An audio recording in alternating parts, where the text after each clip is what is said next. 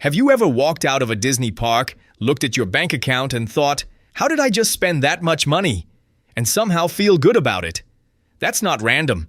As the New York Times revealed back in 2015, Disney operates a secret behavioral research lab in Austin, Texas, where scientists study guest psychology to perfect the spending experience. This isn't just about tickets, food, and merch. Disney designs an entire psychological journey around your wallet, from the way you book your trip, to the paths you walk, to the smells in the air and how you pay. Almost everything is engineered to make spending feel natural, harmless, and even magical.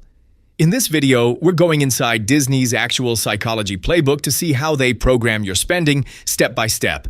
By the end, you'll never look at a Disney vacation the same way again. Most Disney channels tell you what happens at the parks.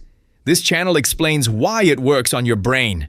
We're told Disney runs on magic, that there's just something special in the air that makes people happier, nicer, and more willing to splurge.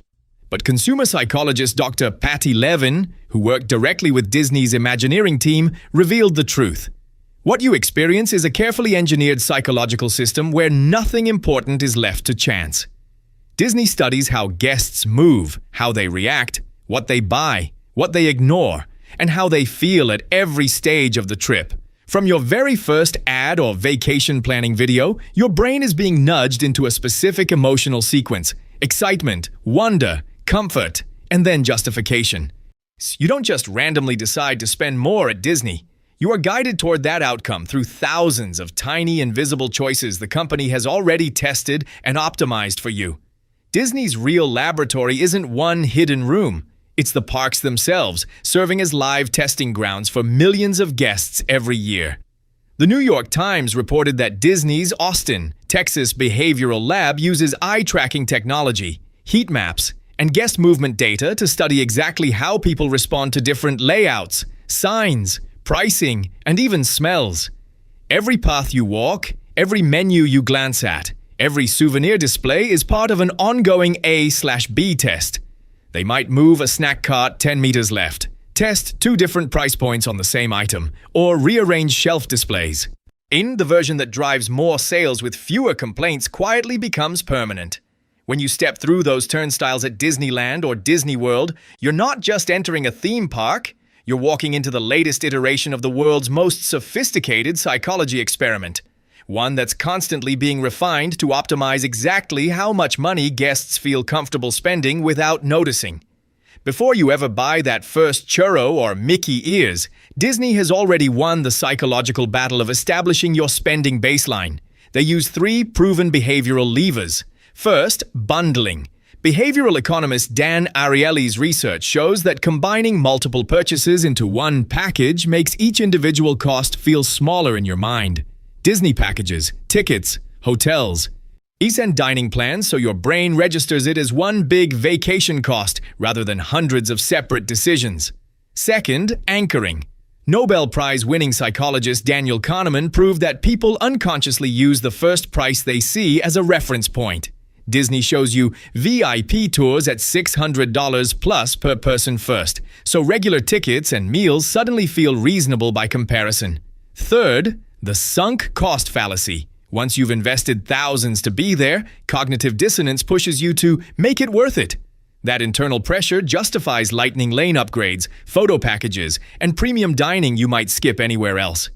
By park opening, your brain has already accepted Disney as a place where normal spending rules don't apply. Once you're inside the gates, the park layout itself becomes the most powerful spending weapon, precision engineered to maximize exposure to high-margin items. Disney Imagineers use weenie design, where visual landmarks like Cinderella Castle pull you forward, forcing you past multiple snack stands, photo ops, and gift shops along the way. Mouse Planet documented how paths are actually narrower before shops and wider after, creating a subconscious feeling of release that makes you want to browse. Post-ride gift shops aren't accidents. After emotional highs from Space Mountain or emotional moments with characters, your dopamine is elevated and impulse control is lowest. Studies show people spend 30 to 50% more in these peak end moments, which is exactly why every major attraction ends in retail. The on-stage, off-stage principle means you'll never see trash collection or maintenance in guest areas. That visual perfection keeps you immersed in the fantasy where spending feels like part of the story, not a transaction. The park isn't just fun, it's a calibrated machine where every step increases your likelihood of buying something. Disney's sensory programming operates below conscious awareness, using smell, sound, and color to drive spending through emotional triggers. They deploy scent cannons strategically, fresh popcorn wafting through Main Street entrances, baked goods near castle shops, chlorinated pool smell near water rides. Smell researcher Rachel Hertz's studies show olfactory cues bypass rational decision-making, directly triggering memory and appetite. One whiff of Disney popcorn conditions your brain to link arrival with indulgence. Sound design is equally precise. Upbeat brass near rides accelerates walking speed toward attractions. Slower, nostalgic melodies near restaurants encourage lingering. MIT research confirms tempo influences spending. Faster music near high-energy zones, calming tracks where guests dwell and buy. Go away green, paint hides service doors while vivid food colors grab attention. Mickey Visit documented how bright packaging near checkouts exploits peripheral vision. It's making impulse items impossible to ignore. When all three senses align, your brain enters indulgence mode, where purchases feel automatic rather than deliberate. At the moment of purchase, Disney eliminates every barrier between impulse and transaction. Magic Bands and app payments mean no fumbling for wallets, just a wrist tap. Harvard Business Review found pain of paying drops 40% with contactless methods versus cash. That $15 churro feels like tapping your phone for a coffee, not a significant purchase. Price anchoring works ruthlessly. A $5 regular drink next to a $12 souvenir cup makes the upgrade feel trivial. MIT Sloan research shows decoy pricing increases average order value by 20 to 30%. Exactly what Disney executes across menus and merch. Scarcity triggers FOMO hard. Limited edition pins, park exclusive, snacks, yet only available today offers. Mouse Planet documented how annual pass holder exclusives create artificial urgency. In a once every few years vacation context, your brain overrides normal thrift. I might never get this again. These micro-tactics compound. One study found guests encounter 50-plus spending opportunities daily, each friction engineered for maximum conversion. By day's end, you've made dozens of small decisions that add up to hundreds or thousands in extra spending. Disney doesn't optimize for one-time spending. Their real genius is programming decades of repeat business through emotional conditioning. Nostalgia loops are key. Characters from your 90s childhood reappear when you're parenting, now bonding with your kids. The MBLM's brand intimacy study ranks Disney #1 for multi-generational loyalty.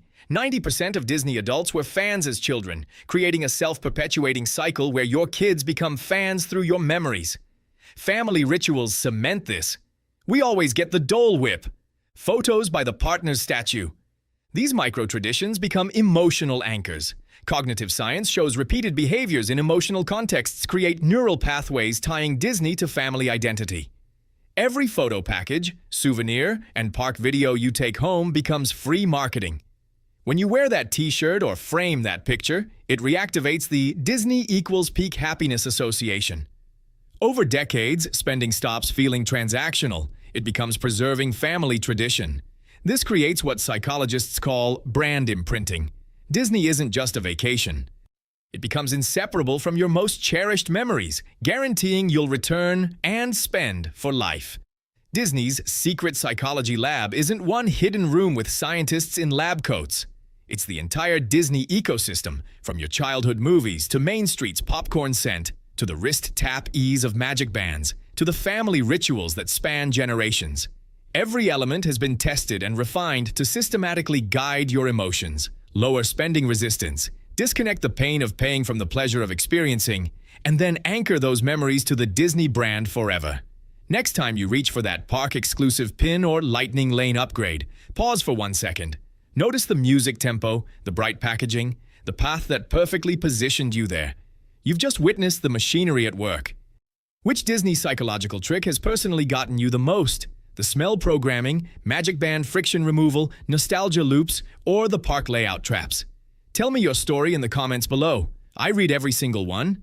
If you want part 2, breaking down how Disney creates lifelong superfans and Disney adults through even deeper psychological conditioning, drop part 2 below, and I'll make it next. Thanks for watching. Smash like if this opened your eyes, subscribe for more Disney psychology breakdowns, and I'll see you in the next one.